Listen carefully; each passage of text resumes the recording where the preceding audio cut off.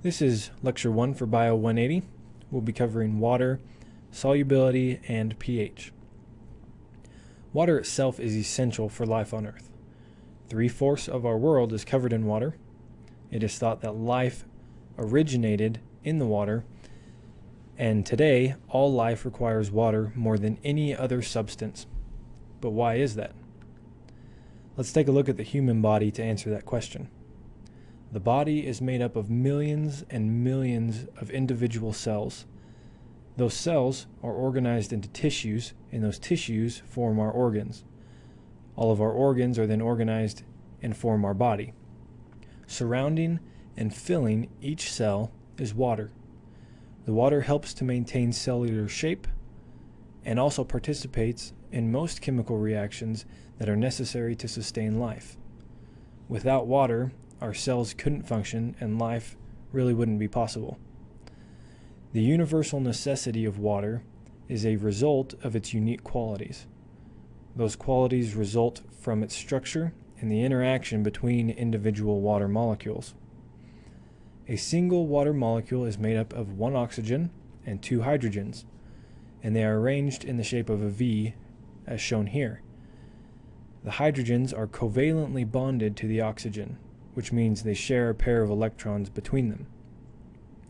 There is a principle involved in chemical bonding called electronegativity.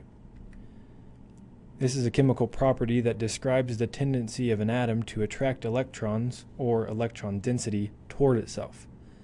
The more electronegative an atom is, the more it attracts electrons toward it.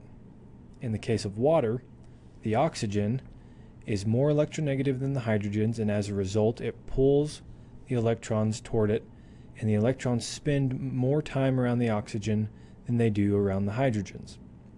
This causes a partial negative charge to build up around one side of the oxygen, and where the hydrogens are, there's a buildup of a partial positive charge. This results in what we call a polar molecule, which means that, like a magnet, the two ends of the water molecule have opposite charges.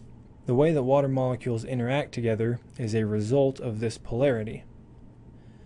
The partially positive hydrogen of one molecule and the partially negative oxygen of another molecule are attracted to each other and form a bond between one another. This type of bond is referred to as a hydrogen bond. In a liquid form, the hydrogen bonds between water molecules are considered very weak. They are constantly forming and breaking, each lasting only a few trillionths of a second.